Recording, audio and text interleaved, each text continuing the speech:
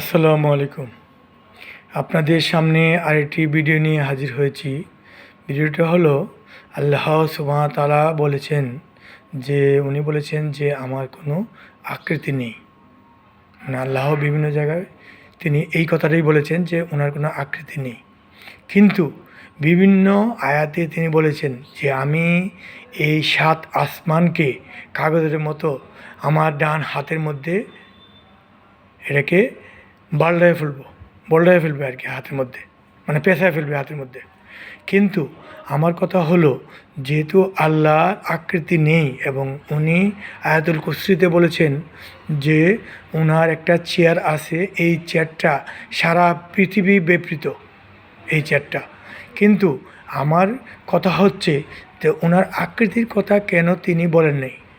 আমি গবেষণা করে একটাই নিশ্চিত হয়েছি যে যদি উনি কোনো আকৃতির কথা বলতেন তাহলে মানুষ আরও দলে দলে বিভক্ত হয়ে যেত। মানুষ দলে দলে বিভক্ত হয়ে বিভিন্ন ধরনের আকৃতি তারা সৃষ্টি করতেন, আল্লাহর আকৃতি। এবং এটা নিয়ে অনেক ওয়াজ হতো এই জন্যই আল্লাহ ওনার আকৃতি নিয়ে কোনো কথা তিনি বলেন নাই। কারণ কাল হাসরের ময়দানে অবশ্যই আল্লাহ আমাদের সামনে আসবেন, তখন অবশ্যই আমরা আল্লাহকে দেখতে পাবো এবং আল্লাহকে তখন দেখে আমরা চক্ষু জুড়াবে, আমাদের মন শান্তি লাভ করবে।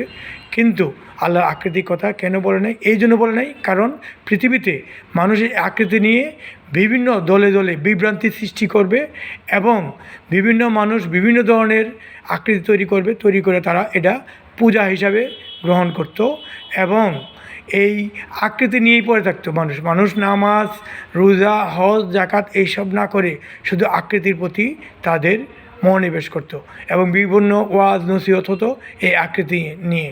এই জন্য আল্লাহ তাআলা নিজেই ওনার আকৃতি তিনি বর্ণনা করে নেই।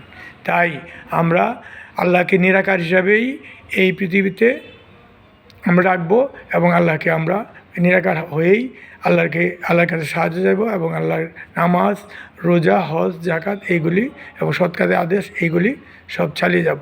কিন্তু কাল হাসরের ময়দানে উনি অবশ্যই দেখা করবেন, সেই আশায় আমরা সব কিছু করে যাব আল্লাহ সন্তুষ্টির জন্য। ধন্যবাদ। আসসালামু আলাইকুম।